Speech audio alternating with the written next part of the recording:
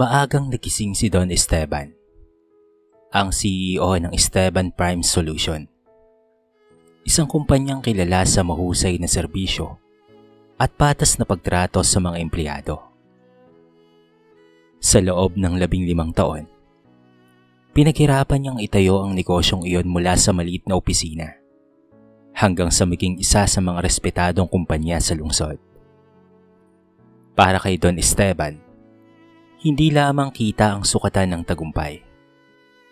Naniniwala siyang ang tunay na yaman ng isang kumpanya ay ang mga taong bumubuo rito. Kaya naman bukod sa mataas na sahod at benepisyo, sinisigurado niyang may libreng pagsasanay, medical assistance at bonus ang bawat empleyado. Kapag may nagkakasakit, personal niya pa itong dinadalaw. Kapag may nawalan ng mahal sa buhay, siya mismo ang nagbibigay ng tulong. Ngunit habang lumalaki ang kumpanya, unti-unti ring nagbabago ang ugali ng ilan sa kanyang mga empleyado. Isa na rito si Marian. Isang mahusay na administrative staff. Masipag siya noon. Ngunit kalaunan ay naging mahilig magreklamo. Halos araw-araw ay may hindi siya nagugustuhan. Ang dami namang ipinapagawa. Hindi naman sapat ang sahod. Reklamo niya habang nagkakape. Katabi niya si Claire, na kilalang mahilig sa chismis. Narinig mo ba? Mukhang may paborito na naman si Don Esteban. Tignan mo, si Kelvin na naman ang pinuri kanina. Hindi nila namalayang unti-unti nilang nahahawa ang iba sa negatibong pananaw. Samantala, si Benjo naman ay laging naghahanap ng paraan upang makaiwas sa trabaho. Ikaw na muna dyan ha, may aasikasuhin lang ako. Madalas niyang sabihin bago tuluyang mawala sa opisina. Ang mga gawain niya ay napupunta sa kanyang mga kasamaan, dahilan upang lumaki ang kanilang sama ng loob. Sa kabilang banda, si Kelvin ang isa sa pinakamagaling na empleyado ng kumpanya. Mabilis siyang gumawa ng trabaho at madalas purihin ng mga kliyente. Ngunit dahil dito, lumaki rin ang kanyang ulo. Ako lang naman ang bumubuhay sa department na ito, pagmamalaki niya. Kapag may bagong empleyado, imbes na tulungan ay pinapahiya pa niya ito sa harap ng marami. Unti-unting nabalot ng inggitan, tsismisan, katamaran at kayabangan ng opisina. Napansin ni Don Esteban ang pagbabago. Sa bawat meeting, tila wala nang sigla ang kanyang mga empleyado. Dumarami ang hindi pagkakaunawaan. Lumalala ang tensyon. Nawawala ang respeto sa isa't isa. Isang araw, sunod-sunod na reklamo ang dumating mula sa kanilang mga kliyente. May mga proyektong hindi natapos sa oras. May maling dokumentong naipasa. May customer na hindi nasagot ang mga tawag. At ang pinakamasakit pa, may matagal na nilang kliyente ang tuluyang lumipat sa ibang kumpanya. Habang pinabasa ni Don Esteban ang mga cancellation letter, napabuntong hininga siya. Hindi ito ang kumpanyang pinangarap kong itayo. Mahina niyang bulong. Sinubukan niyang kausapin ang mga empleyado. Nagdaos siya ng meeting upang ipaalala ang kahalagahan ng respeto, pagkakaisa at dedikasyon.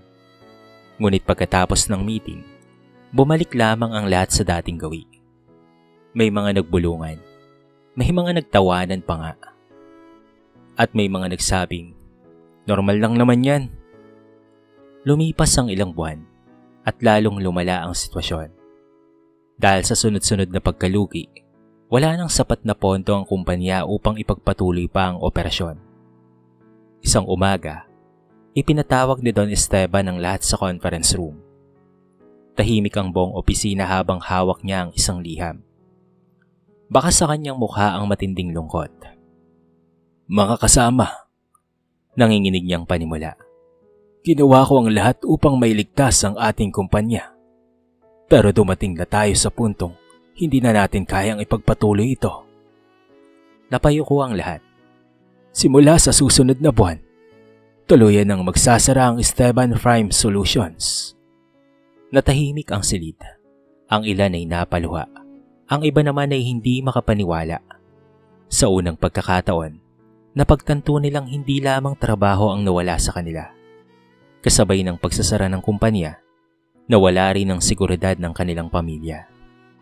Ang mga pangarap nilang binuo at ang mga pagkakataong minsang ibinigay sa kanila ng isang mabuting pinuno.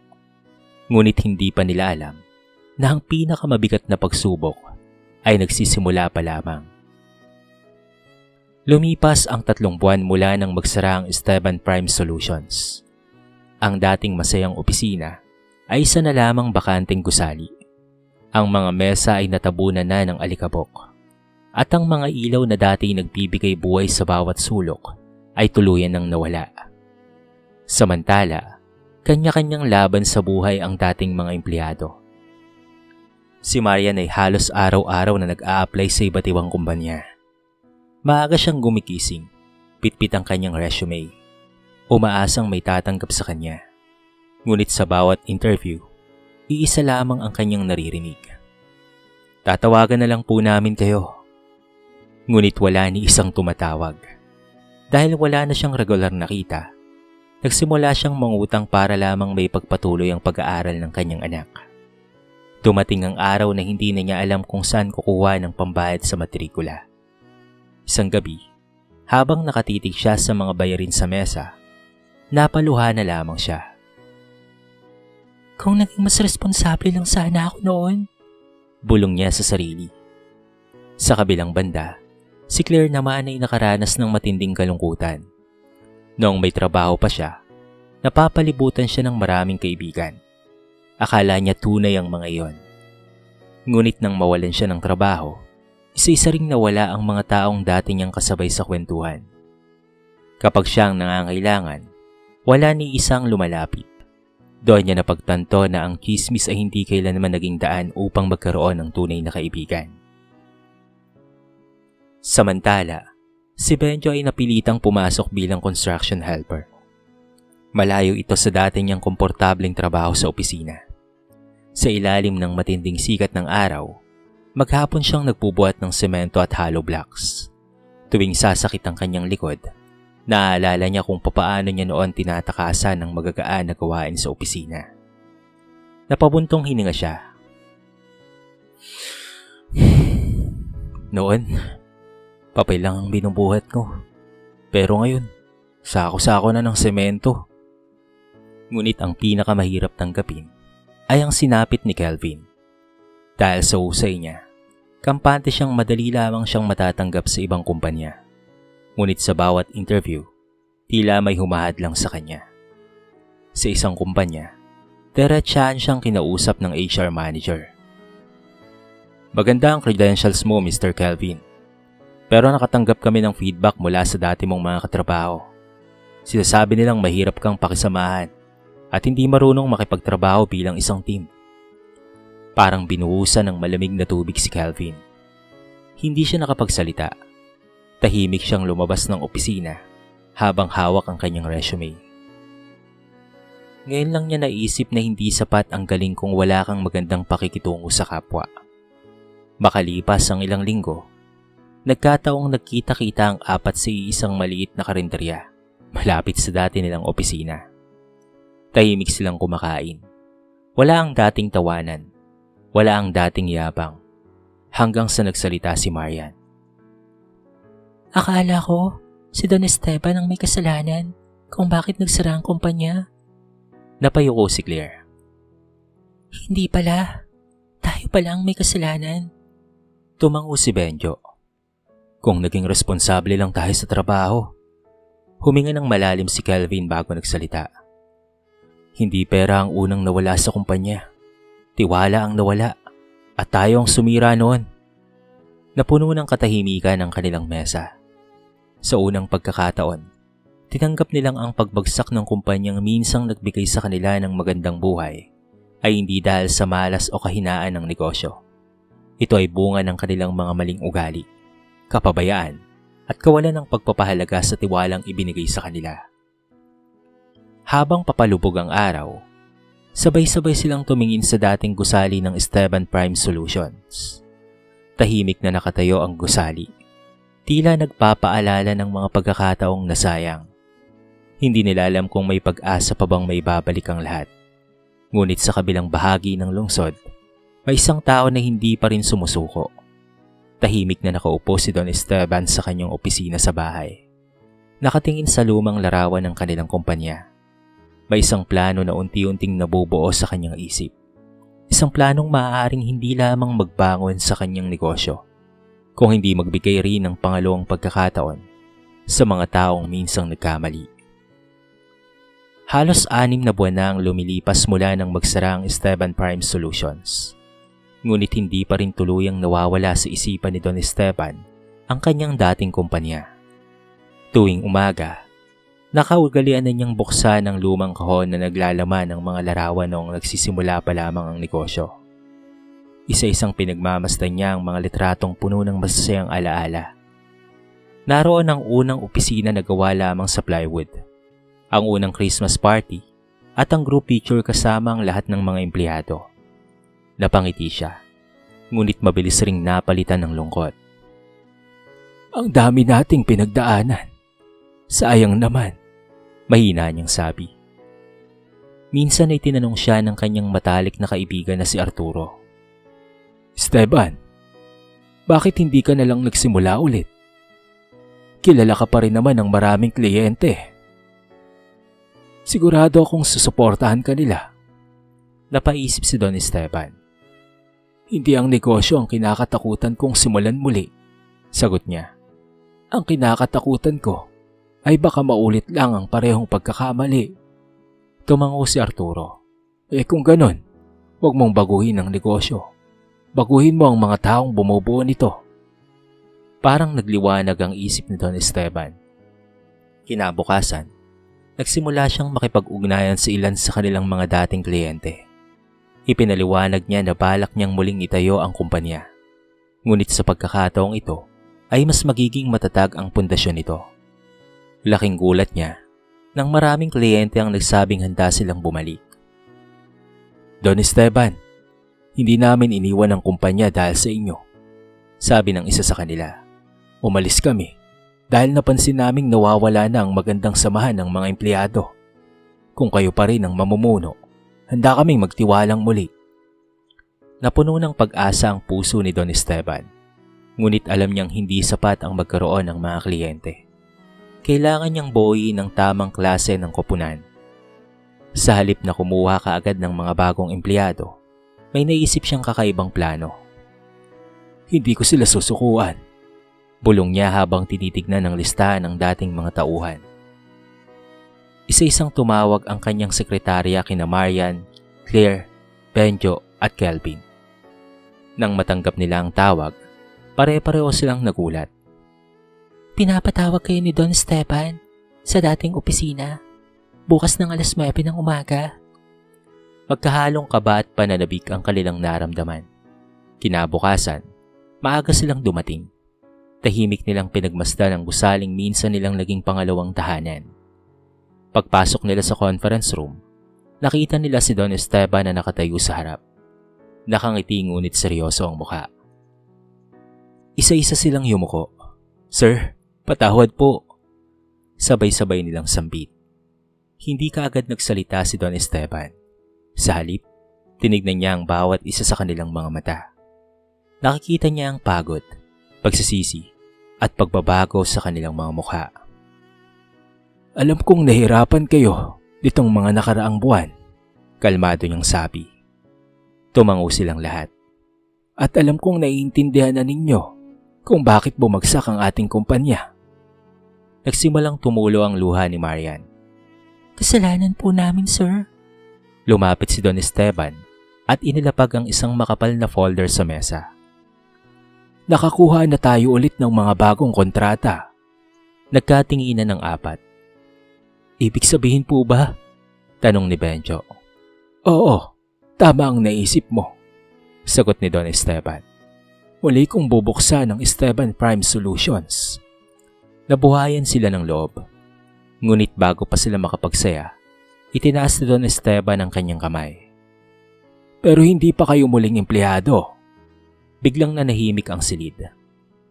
Ang galing ninyo ay hindi ko kailanman kinwestiyon. Ang problema noon ay ang inyong mga ugali.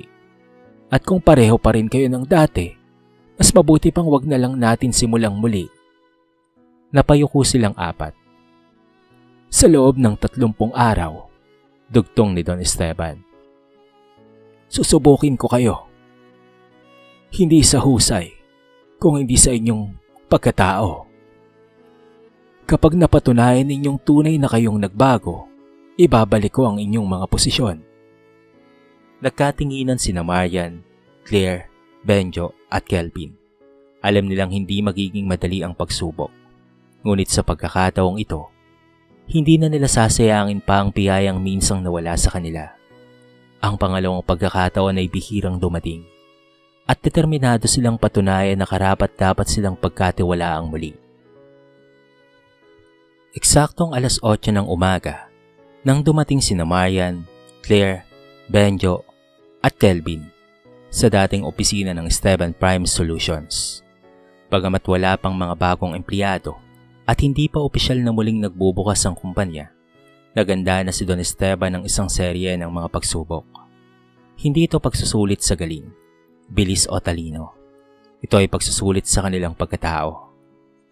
Sa negosyo, panimula ni Don Esteban, ang kakayahan ay natututunan. Pero ang magandang ugali ay pinipili araw-araw. Tahimik na nakinig ang apat. Ang unang pagsubok ay simple lamang. Binigyan sila ng iisang proyekto. Kailangan nilang ayusin ang lumang opisina at ihanda ito para sa muling pagbubukas ng kumpanya. Walang nakatalagang leader. Kailangan nilang mag-usap at magtulungan. Noong una, halos bumalik ang dati nilang ugali. Ako na ang bahala sa plano, agad na sabi ni Calvin. Parang ikaw na naman ang masusunod Sagot ni Marian. Nagsisimula na naman kayo. Singit naman ni Claire. Napailing si Benjo at naupo sa isang sulok. Tahimik lamang na pinagmamasdan ni Don Esteban ang kanilang mga kilos. Maya-maya ay tumayo siya. Nakikita ko ang dati niyong sarili. Kung ganyan pa rin kayo, dito na matatapos ang pagsubok. Parang sinampal ng katotohanan ng apat. Nagkaroon ng mahabang katahimikan. Pagkalipas ng ilang sandali, lumapit si Marian kay Calvin. Pasensya ka na, hindi ako nakinig kaagad. Napayuko si Calvin. Ako rin, sanay kasi ako ang nasusunod Pasensya na. Ngumiti si Claire. Simulan na natin ulit. Maging si Benjo ay tumayo. Hindi na ako tatakas sa trabaho. Mula noon, ay nagbago ang takbo ng kanilang araw. Si Marian ang naglista ng mga kailangang gawin. Si Claire ang nakipag-ugnayan sa mga supplier at dating kliyente. At si Benjo ang kusang naglinis at nag-ayos ng mga sirang kagamitan. Si Kelvin naman, sa halip na mag-utos, ay tumulong sa pagbubuhat ng mga mesa at kahon. Habang lumilipas ang mga araw, napansin ni Don Esteban ang malaking pagbabago. Kapag may nagkakamali, wala nang sisihan. Kapag may nahihirapan, agad na may tumutulong. Kapag may problema, sabay-sabay nila itong nilulutas. Isang hapon, sinadya ni Don Esteban na maglagay ng maling bilang sa isang mahalagang inventory report. Nang makita ito ni Kelvin, maaari sana niyang ituro ang pagkakamali ni Marian.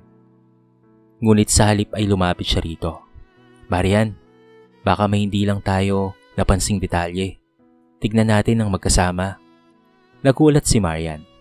Noon, tiyak na ipapaya siya ni Kelvin sa harap ng lahat. Pero ngayon, ay iba na. Habang inaayos nila ang report, napansin ni Claire na si Don Esteban pala ang sadyang nagkamali. Napangiti siya. Sir, sinusubok niya lang po kami Napangiti rin si Don Esteban. Hindi mahalaga kung sino ang nagkamali. Ang mahalaga ay kung papaano ninyo ito haharapin. Dumating ang huling araw ng pagsubok. Tinipon ni Don Esteban ang 4 sa conference room. Hindi na nila maitago ang kaba. Tumayo si Marian habang nangingilid ang luha. Sir, hindi na namin maibabalik ang panahong nasayang. Pero ipinapangako po namin, hindi na kami babalik sa dati. Sumunod si Claire. Salamat po sa paniniwalang kaya pa kaming magbago. Lumapit si Benjo. Ngayon ko lang naunawaan na ang trabaho ay hindi lang para sa sweldo. Pananagutan rin pala ito. At sa uli, nagsalita si Kelvin. Sir, dati ipinagmamalaki ko po ang galing ko. Pero natutunan kong walang saysay ang talento kung wala kang respeto at pagpapakumbaba. Hindi napigilan ni Don Esteban ang mapaluha. Isa-isa niya silang tinignan. Sa pagkakataong iyon, hindi niya na nakita ang 4 na empleyadong naging dahilan ng pagbagsak ng kumpanya. Ang nakita niya ay ang 4 na taong natutong magpakumbaba, tumanggap ng pagkakamali at handang magsimulang muli. Ngumiti siya bago nagsalita. Bukas, hindi na kayo dadaan bilang mga aplikante. Huminto siya sandali. Kung hindi bilang mga empleyadong muli kong pinagkakatiwalaan. Sabay-sabay na napaluha sina Marian, Claire, Benjo at Kelvin. Sa wakas, napatunayan nilang ang tunay na pagbabago ay hindi lamang nakikita sa salita, kung hindi sa gawa at sa pusong handang matuto. Makalipas ang 1 araw matapos ang huling pagsubok, muling nabuhay ang gusaling minsang nalugmok sa katahimikan. Maagang dumating si Don Esteban. Habang binubuksan niya ang mga pangunahing pintuan ng Esteban Prime Solutions, napangiti siya. Muli niyang narinig ang ingay ng mga taong naghahanda, ang tunog ng mga computer na binubuksan, at ang masiglang pagbati ng bawat isa. Hindi na ito ang dating opisina. Hindi lang ang mga dingding at kagamitan ang nabago, kung hindi pati ang mga taong naroon. Ilang sandali pa ay dumating sina Marian, Claire, Benjo at Kelvin. Suot nila ang bago nilang uniforme. Ngunit higit sa lahat, dala nila ang bagong pananaw sa buhay. Bago magsimula ang trabaho, tinipon sila ni Don Esteban. Ngayong araw, aniya, hindi lang natin muling binubuksan ang kumpanya. Binubuksan rin natin ang panibagong yugto ng ating buhay. Nagpalakpakan ng lahat, pero tandaan ninyo, dagdag niya, ang tagumpay ng isang kumpanya ay hindi nasusukat sa dami ng kinikita nito. Nasusukat ito sa respeto, tiwala at malasakit ng mga taong bumubuo rito. Tumango ang 4, ramdam nilang para sa kanila ang bawat salitang iyon. Unti-unti nang bumalik ang mga dating kliyente. Ang iba ay nagulat nang makitang muling nagbukas ang kumpanya. Ngunit mas lalo silang natuwa nang mapansing iba na ang serbisyo. Isang araw, may isang kliyenteng dumating na galit dahil sa pagkakaantala ng isang dokumento. Noon, malamang ay nagtuturoan na sina Marian at Claire kung sino ang may kasalanan. Ngunit ngayon, agad na lumapit si Marian. Pasensya na po sa abala. Kami na po ang bahala na mag-ayos nito sa lalong madaling panahon. Lumapit din si Claire. Huwag po kayong mag-alala. Personal po naming aasikasuhin ang inyong concern. Nang makitang maayos at magalang ang kanilang pakikitungo, unti-unting kumalma ang kliyente. Samantala si Benjo naman ay hindi na kailangang utusan pa. Siya na mismo ang unang dumarating sa opisina at huling umuwi. Kapag may mabigat na gawain, kusa siyang tumutulong. Hayaan mo, ako na rito, madalas niyang sabihin. Hindi makapaniwala ang kanyang mga kasamahan. Ikaw ba talaga yan, Benjo? Biro nila. Ngumingiti lamang siya. Mas masarap palang umuwi kapag alam mong ginawa mo ang lahat ng makakaya mo. Si Kelvin naman ay tuluyang iniwan ang kanyang kayabangan. Isang bagong empleyado ang minsang nagkamali sa paggawa ng ulat. Sa halip na pagalitan nito, umupo siya sa tabi nito. Huwag kang matakot magkamali, sabi niya. Lahat tayo nagsimula sa wala. Ang mahalaga ay natuto tayo. Napangiti ang bagong empleyado. Malayo na talaga ang dating Kelvin. Habang lumilipas ang mga buwan, sunod-sunod na bumalik ang malalaking proyekto ng kumpanya. Muli silang kinilala bilang isa sa mga pinakamaasahang kumpanya sa kanilang lugar. Isang hapon, habang pinagmamasdan ni Don Esteban ang kanyang mga empleyado na nagtutulungan at nagtatawanan, tahimik siyang napaluha. Lumapit si Marian. Sir, bakit po kayo umiyak? Ngumiti si Don Esteban. Hindi, Masaya lang ako.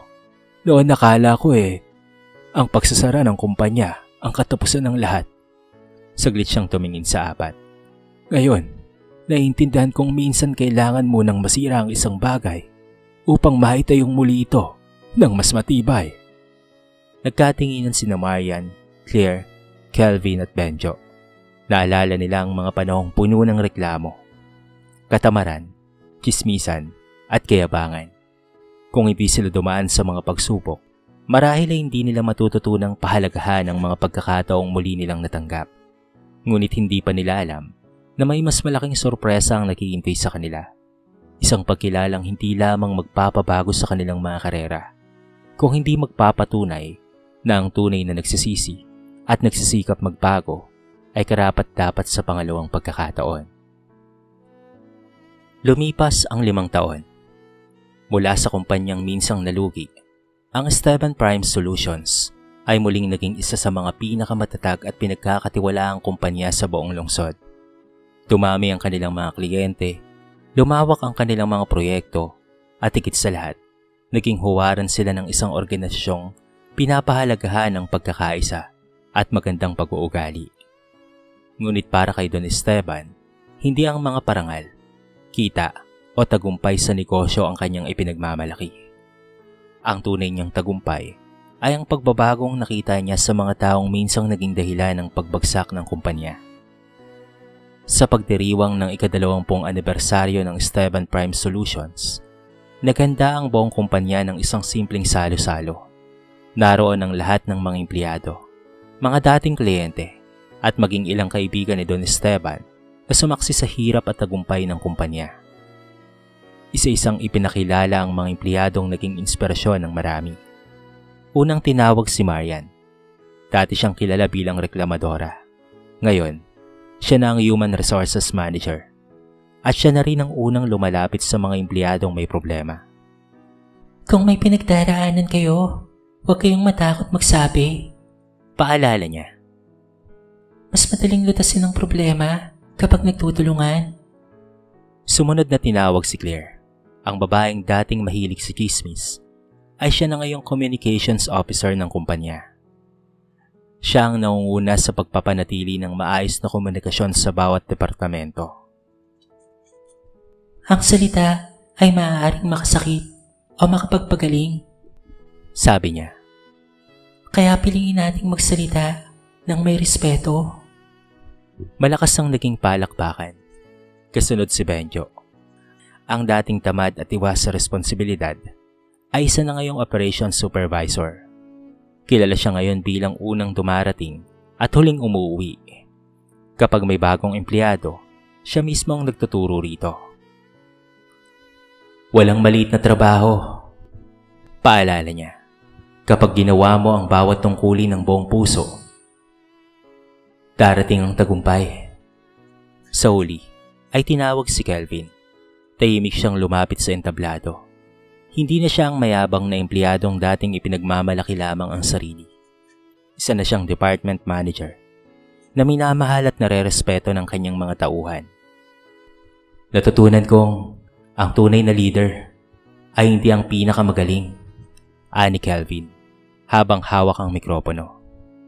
Ang tunay na leader ay yung marunong makinig, umunawa at magbigay ng pagkakataon sa iba.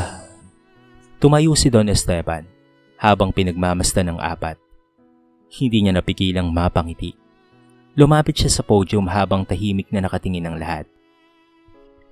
Maraming taon na ang nakalipas. Panimula niya. Akala ko, ang pagsasara ng ating kumpanya ang pinakamalaking kabiguan ng buhay ko. Saglit siyang tumingin kina Marian, Claire, Kelvin at Benjo. Ngayon, naintindihan kong minsan ay ginagamit ng Diyos ang kabiguan upang turuan tayo ng mga aral na hindi natin natutunan sa panahon ng tagumpay. Tahimik ang buong bulwagan. May mga taong nag-aakalang ang talento ang pinakamahalagang puhunan sa trabaho. Totoo, mahalaga ang talento. Ngunit mas mahalaga ang pagpapakumbaba, katapatan, respeto at pagmamalasakit. Nangilid ang luha ng marami. Nagpatuloy si Don Esteban. Ang isang kumpanya ay maaaring mawalan ng pera at muling yumaman. Ngunit kapag nawala ang tiwala, respeto at pagkakaisa, doon nagsisimula ang tunay na pagbagsak. Lumapit ang apat sa matanda. Sabay-sabay silang yumuko. Maraming salamat po, sabi ni Marian habang umiiyak. Hindi nyo kami inusgahan sa aming mga pagkakamali. Bagkus, dagdag naman ni Claire, binigyan nyo kami ng pagkakataong itama ang aming mga sarili. Natutunan naming ang pangalawang pagkakataon ay isang biyaya, ani naman ni Benjo. At solely ay nagsalita si Calvin. Sir, hindi nyo lang po iniligtas ang aming mga trabaho. Iniligtas nyo rin po ang aming pagkatao. Hindi na napigilan pa ni Don Esteban ang pagluha. Isa-isa niya silang niyakap.